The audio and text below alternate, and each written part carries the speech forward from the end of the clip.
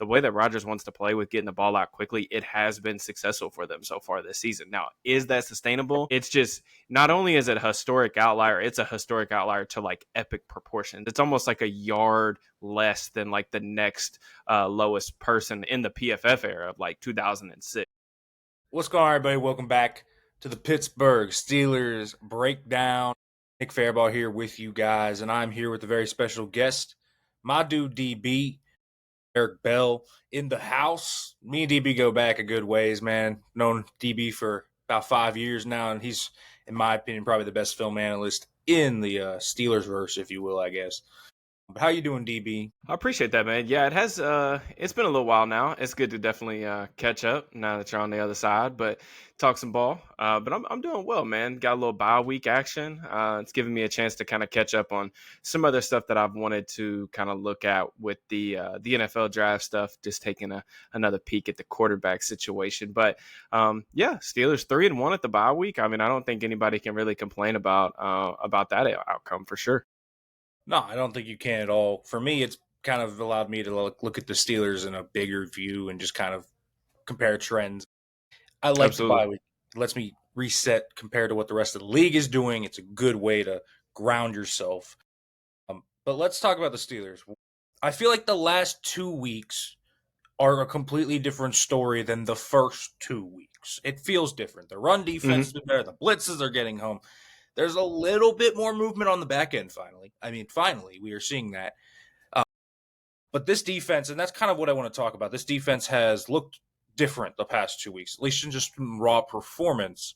Still miscommunications happening at times, but the run defense has been tighter. They've gotten better performances from guys. What do you see on this defense right now? Do you buy this as a defense on the up and up, or do you think the problems are still there? They've just been helped out by two pretty bad offensive lines Mm-hmm. and kind of opponent stuff right now. Well, I think you have to give credit to the coaching staff for trying to find ways to kind of mask some of the issues that they have from a personnel standpoint.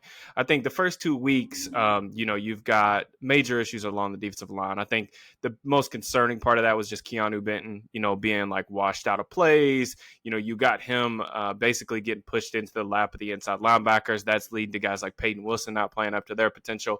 But what they've done over the past 2 weeks, like some of the changes you're kind of alluding to, has just been more aggressive on early downs. So you're seeing a little bit more like stunting when they're in their 3-4 base defense. You're seeing a lot of like run blitzes when teams are trying to go under center, and it's really making life difficult for opponents, like when they're trying to get into their downhill run game or the play action element off of that.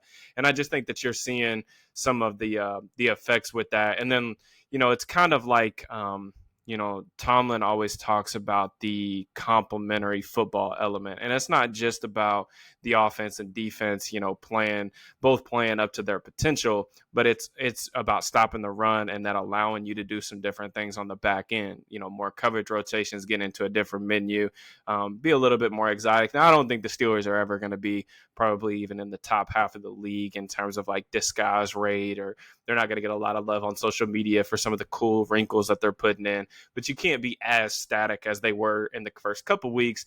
But in order to do that, you have to get in favorable down and distance situations, and 25% rushing success rate against the Pats. I think it was like 39-ish last week. Some of that stuff was it probably felt better than that, honestly, than the numbers would indicate.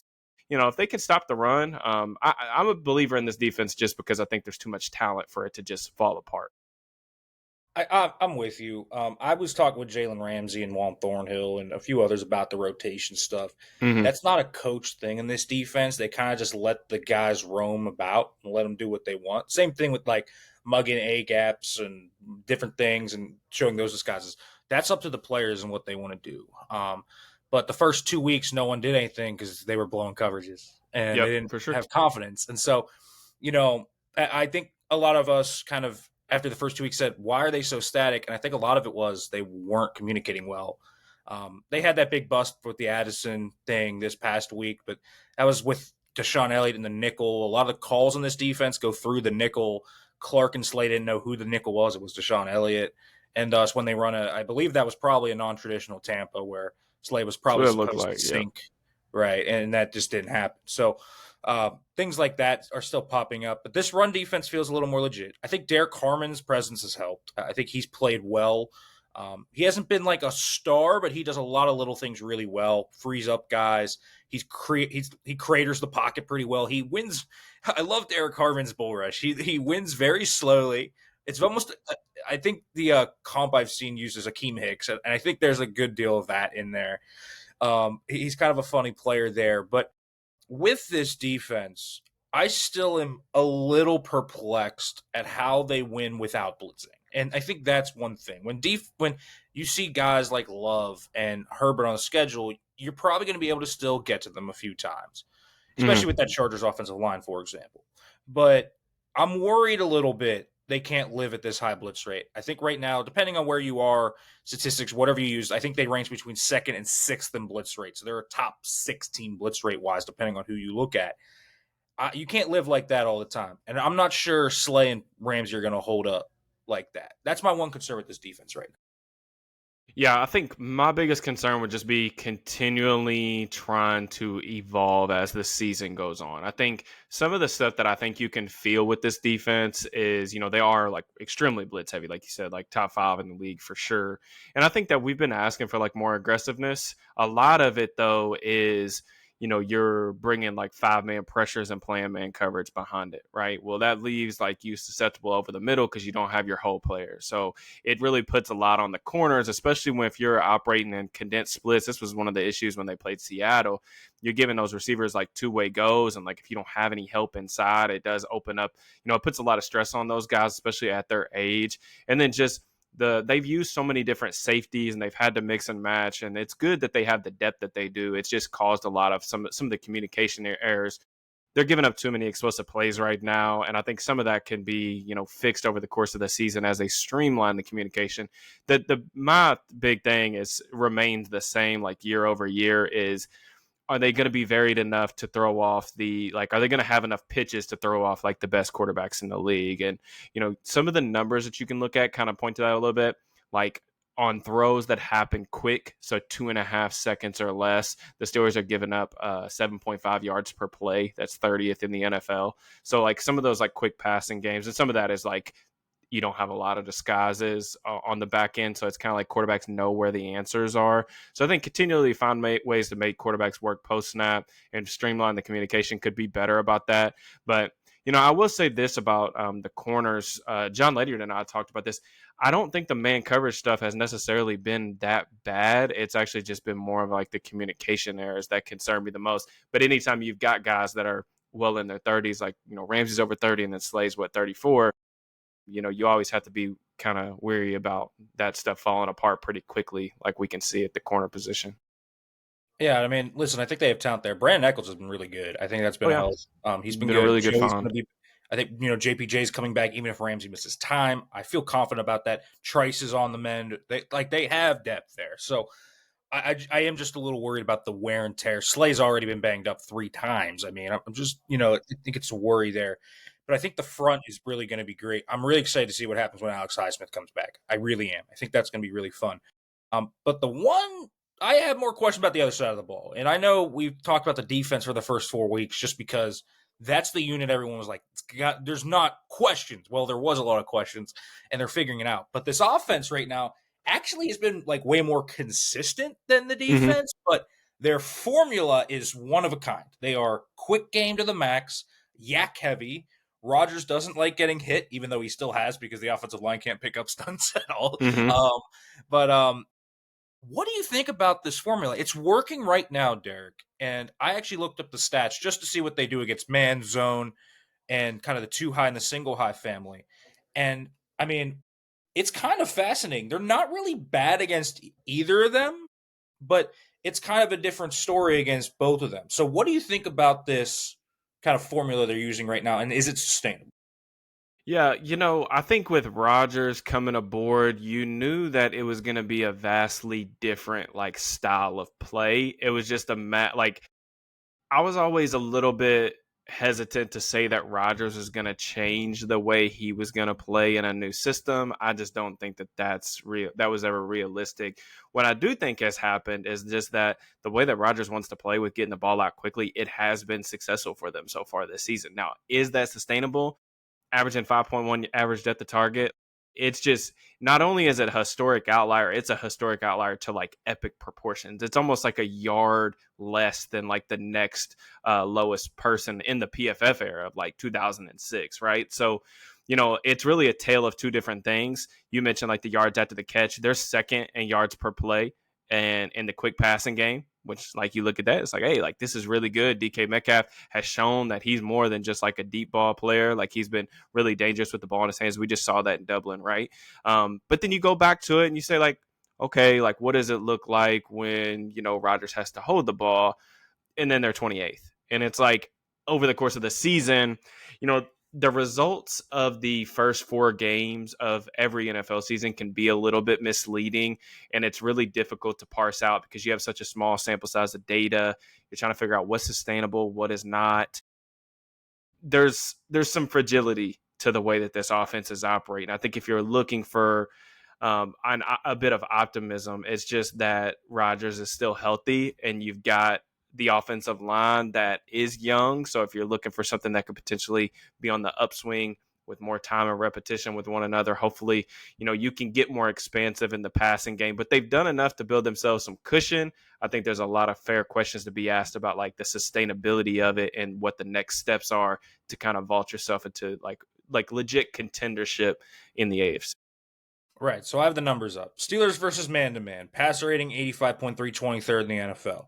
EPA per dropback, 0.06, 19th in the NFL. Success rate, 44.7%, 16th.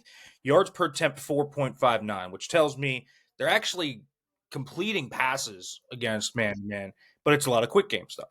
Here's them against zone coverage. Passer rating, 1.1.7, 8th. EPA per dropback, 0.01, 20th. Success rate, only 38.6%, that's 28th. But yards per attempt, 8.44. Explosives are coming against those coverages. It's Right. kind of interesting. The Yards Steelers after are getting their catch. explosives against two high shells, but aren't against the man-to-man stuff.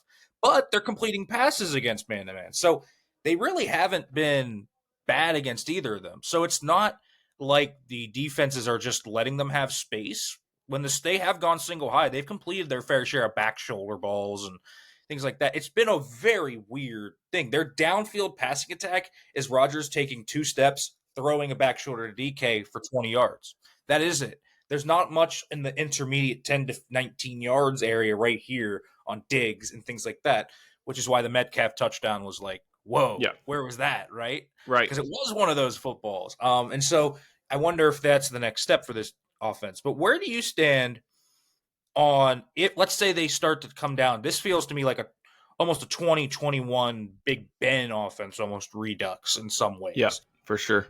And what we know is those teams started to come down, take away space, smother kind of the area, almost play like an umbrella. It's not really a term for the defense they played. It was just kind of Steeler specific, take away the space, and that's what they did. So do the Steelers have talent enough to kind of crack that, whether it's through the run game or whether it's through just passing? Do they need to use that where Jonnu Smith and Fryermuth show up? Is Calvin Austin and DK, Jonnu, Warren, Gainwell, are those guys enough where if that happens, this offense can maybe have something? Yeah, it's definitely a fair question. I would say like going back because I've thought a lot about just the comparison because it does feel very like 2020 Steelers ish. In terms of like how they're playing. The different like one of the differences with that specific team is that team just could not run the ball at all. I mean, they were like 25th in rushing success rate, 27th in EPA per play. I think that we can all probably agree that if those numbers were to come to fruition this season, like the Steelers would be cooked. I think that the Steelers are going to be limited on offense. Like there's not a super high ceiling to this offense in terms of even best case scenario. I just struggle to see like they've got a lot of players that are like either very limited in what they can do or are still like very young and like growing into their roles in the NFL. The thing would be is like can you get can you get a boost from the coaching staff? Like I thought that the game plan of against the Vikings was really inspired. I thought, like for example, you come out throwing to set up the run. It's a lot of quick passing game. Okay, we know that Rodgers can do that. He's going to get the ball out of his hands. Can we pop one explosive? Like we don't throw the ball over the middle of the field very much, but can we get one of them and then can we create an explosive off of it? Boom, we get that.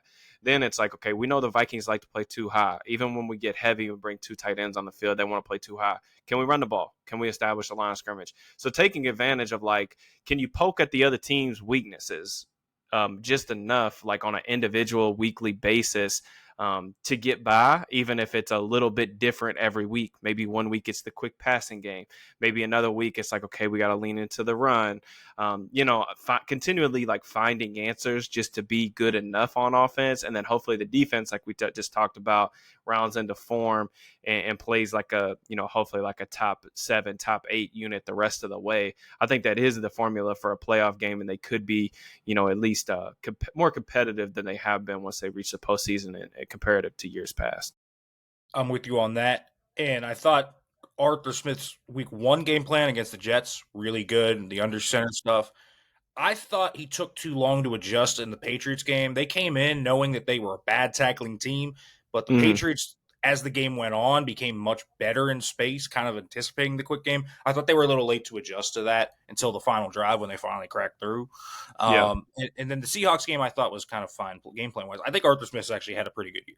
Yeah. I really do. And I think that there will just, I mean, like we talked about, like what's the ceiling to the offense, and like, are they going to have enough firepower personnel wise?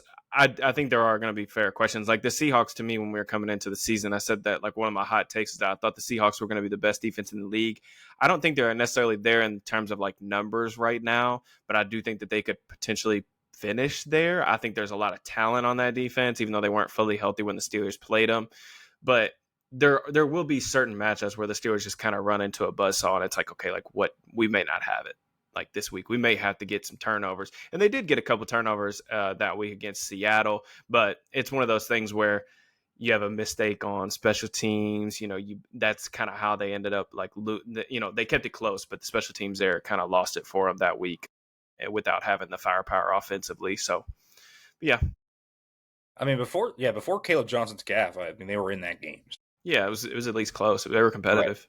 Right. But what they can't have is what happened in New England, which was get up 14-0 and then get 9 yards of offense for the next 2.5 quarters. That can't happen. They can't have the bottom fall out from them. But the run game, that's kind of the thing I wanted to talk about, because that could be the difference here between now and 2020. And what we saw against the Vikings, I thought was really promising in a lot of ways. And actually, there are some underlying things outside of that throughout the first 4 games that have been good. One, the Steelers have been a really good short yard rushing offense. That's been one of the things that has been a real pleasant surprise this year. They've been really good. Also great in the red zone. So those two things, very good. If you're going to have a high floor offense, those two things need to be very on point. But this rushing offense feels like it might have found something. And by found something, I mean number 80. It seems like Darnell might be the guy here. And obviously that raises questions for how you use John New and Muth. But for this run game, is that the path forward? Do you think this is sustainable for the run game? And especially with Jaylen Warren on the way back, with the 2 talented backs there and KJ hopefully coming along at some point, where do you see this run game go? Yeah, I'm excited about what's to come in the run game. I do think that, I don't think it's a coincidence that when Darnell comes in and plays the most snaps of the season, that they're instantly able to, do what they did against the Vikings. I think that coming into the year, I thought that they would have a harder time than people were anticipating taking him off the field, just because he's the only guy that they really have like that can hold up in line. With the Vikings game, they leaned in. I mean, they got some perimeter runs because that was kind of like one of the weaknesses of the Vikings, especially if you're going to like play those double A gap mug type of style, and a lot of your run blitzes are coming on the interior. You can access the perimeter against them. So they did that early, and then it was a lot of like, okay, can we lean into a little bit more gap stuff? So there's a lot of like basically like counter power stuff and getting the backs downhill.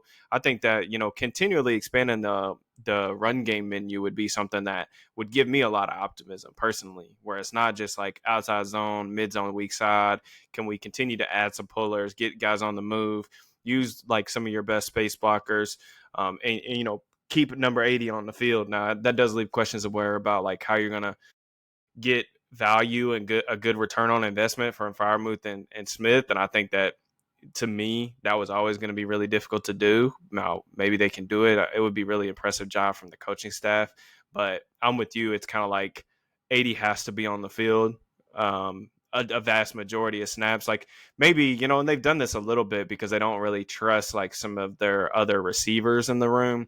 You know, if it's 3rd and 8, like if you have to get in that type of situation where the defense knows you're going to throw the ball, yeah, throw Firemouth and Smith out there. Like you don't have to put Darnell out there in that situation, but it's just going to be difficult. Like if you're trying to be in, you know, more neutral situations to have those guys on the field and Darnell on the sidelines. Cause like he's just such a weapon in terms of how he can, you know, expand those C and D gaps for you.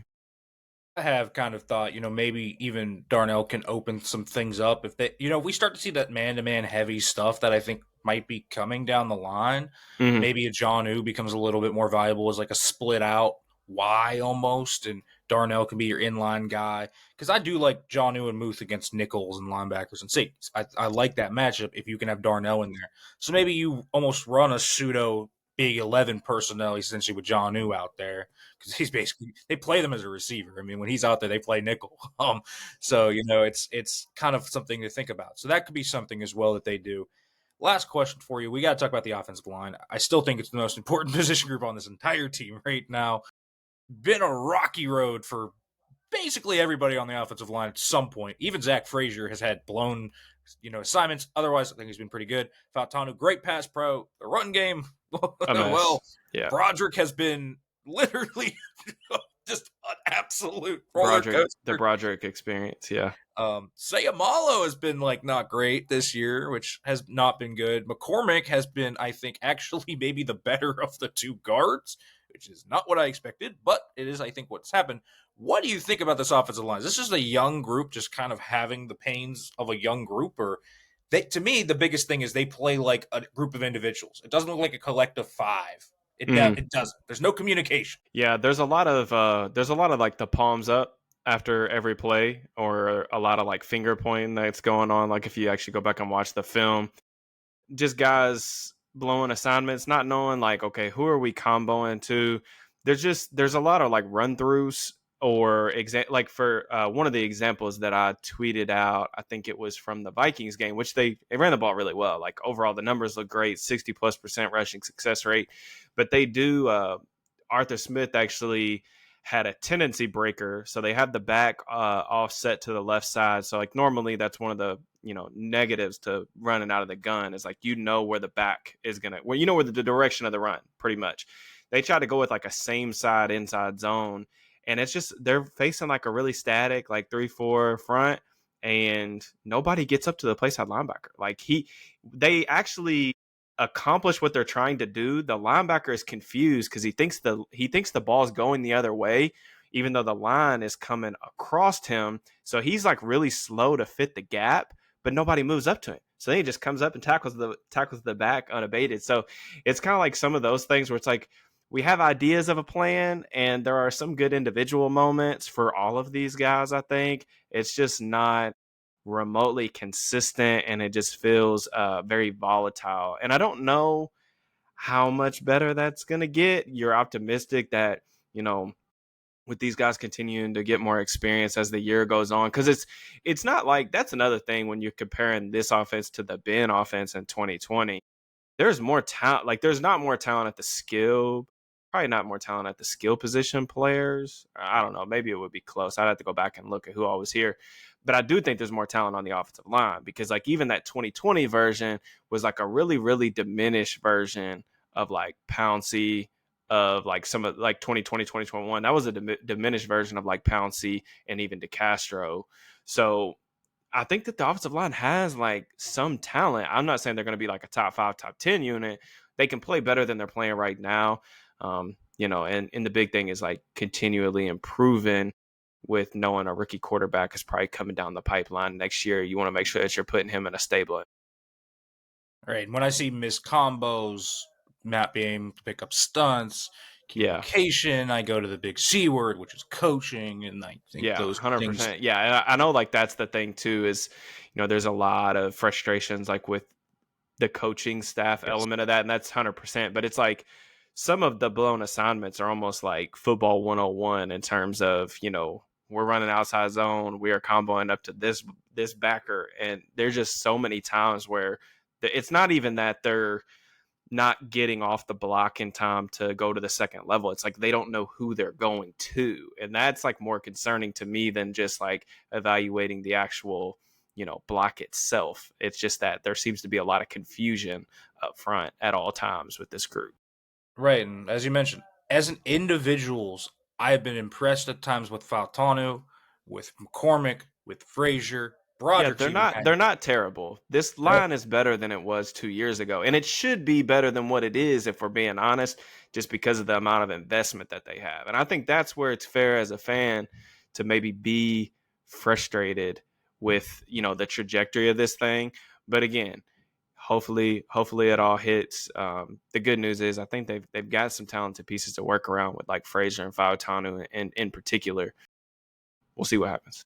And I'll even say this: I think Broderick's found something here with some of these aggressive sets he's utilizing. He seems more comfortable there than when he's vertical setting, For which is sure. just he catches everybody and gets rocked back when he vertical sets. So don't do that. But I think he's found something there. So we'll see how this team goes. They're a roller coaster through 4. I'm sure we're going to have plenty of roller coasters through the next few ones as well with the harder schedule coming up. But DB, thanks for coming on, man. Let them know where they could follow you, read your stuff, watch your work.